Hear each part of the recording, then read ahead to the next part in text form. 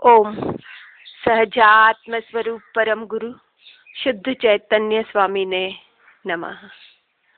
बंधुवर, आज हम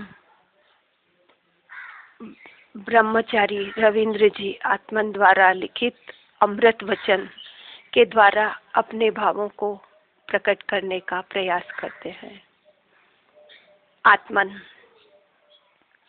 संसार तो कोयले के समान है जिसके सुधारने के विकल्प में स्वयं का बिगाड़ मत कर। यहाँ पे उन्होंने संसार को कोयले के समान बताया है। कोयला यानी जितना कोयला काला होता है उतना संसार के उसमें उलझने से हमारे कर्म का बंधन होता है और किसी और को सुधारने का प्रयत्न करना यानी अपनी प्रवृत्ति को बाहर पर में ले जाकर अपने स्वयं का बिगाड़ होता है, स्वयं का नुकसान होता है। जितनी प्रवृत्ति पर में होगी उतना स्वयं का नुकसान। तो जैसे प्रवृत्ति बाहर जाती है उसे हम पुरुषार्थ के बल से अपने स्वयं के भीतर लाने का प्रयास करें, अपने ध्रुव तत्व पर स्थिर करने का प्रयास करें।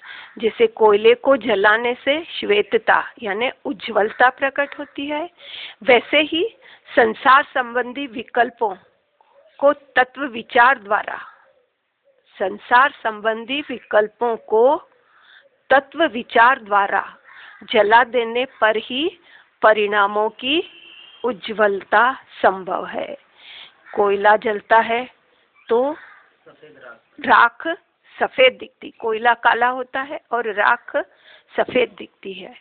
और वैसे ही अपने कर्मों को ज्ञान रूपी अग्नि से जला देने से अपनी उज्ज्वलता यानी निर्मलता प्राप्त होती ही है। श्रीमद जी ने भी कृपालु देव ने संसार को काजल की कोठरी कहा है। अनुकूलताओं की चाह पाप रूप होने से प्रतिकूलताओं को ही जन्म देती है। यानी कि हम भौतिक सुख सुविधाओं की चाह रखते हैं तो वह प्रतिकूलताओं को जन्म तो देती ही है, पर उससे हमारे कर्मों का बंधन कितना होता है, हम भारी कितना होते हैं। हम यहाँ आए हैं अपना काम करने के लिए, यह जन्म मिला है तो अपने स्वयं का, अपने पुरुषार्थ के बल पर अपने को स्वयं निर्मल करने का, भार रहित होने का के लिए। लेकिन हम अनुकूलताओं की चाह, जैसे बताए ना, चाह जितनी चाह है उतनी प्रतिकूलताएं ही होती है। अतः वस्तु स्वभाव का विचार कर अनुकूल प्रतिकूल के विकल्प का अभाव ही शांति का सच्चा उपाय है।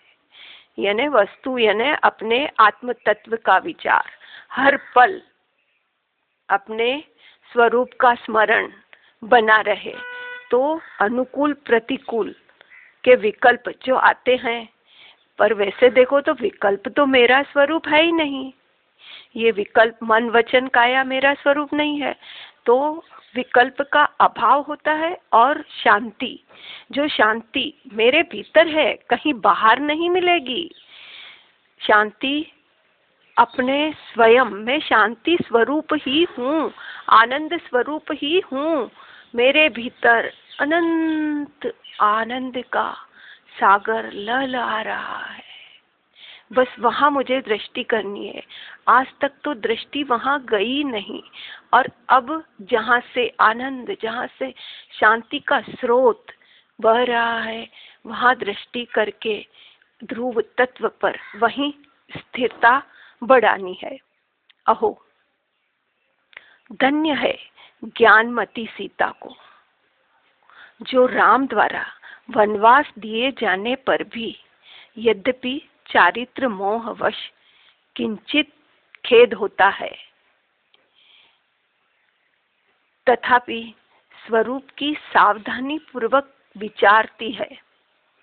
आत्मन, पंच परमेष्टियों द्वारा बताया आत्मा राम रूपी तेरा सच्चा स्वामी तो तेरे पास ही है। यानी मेरा सच्चा स्वामी तो स्वयं मैं ही हूँ। व्यवहार की दृष्टि से पंच परमेष्टि और निश्चय की दृष्टि से मैं स्वयं अपना स्वामी हूँ। तो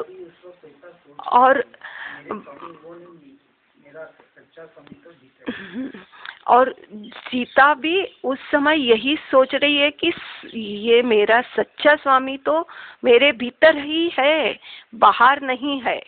तो हमें भी यही आत्मा राम जो मेरा सच्चा स्वामी है, तो फिर मैं उसी में स्थिर क्यों नहीं हूँ, बाहर क्यों भटकूं?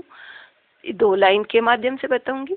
हूँ आत्म ध्यान में स्थिर बनूं, मारो दिव्य अनुभूति थाय छे, अंतरेनो आत्म राम जागे, मारी वृत्तियां बहु खिले छे। तो मेरा आत्मा राम मेरे भीतर ही है। तब फिर भय किसका डर है? न तो मेरा जन्म है, न मेरा मरण है।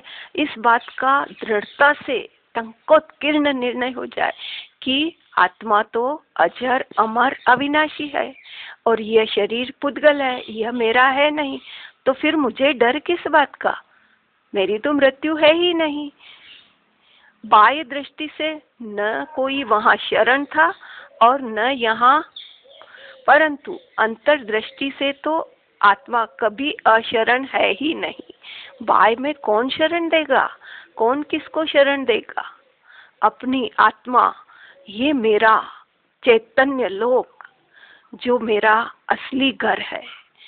मुझे कोई भी कहीं से भी निकाल सकता है, तीनों लोक से मुझे निकाल दे सकता है, लेकिन मेरे चैतन्य लोक से किसी की हिम्मत नहीं कि मुझे निकाल सके। वहां तक कोई पहुंच ही नहीं सकता मुझ तक। तो परम ध्रुव स्वभाव स्वयं ही स्वयं के लिए सच्चा शरण है। तो वही तो मेरी सच्ची शरण है। मैं ही मेरी सच्ची शरण, यानी ध्रुव तत्व, त्रिकाल अखंड ध्रुव तत्व, वही मेरी सच्ची शरण है। वहां से मुझे कोई नहीं निकाल सकता। तो मैं क्यों ना अपनी सच्ची शरण लूं, क्यों पर की शरण में जाऊं? और जबकि पर तो मुझे कोई शरण देगा ही नहीं, तो मुझे अपनी यानी स्वयं की यानी आत्मा की शरण में ही शरण लेनी है। अतः तत्व ज्ञान पूर्वक स्वयं पर्याय में उठे क्षणिक शोक का निवारण करती हुई राम को भी सीता जी यही संदेश देती है कि जगत की, इस संसार की झूठी निंदा के भय से धर्म नहीं छोड़ना।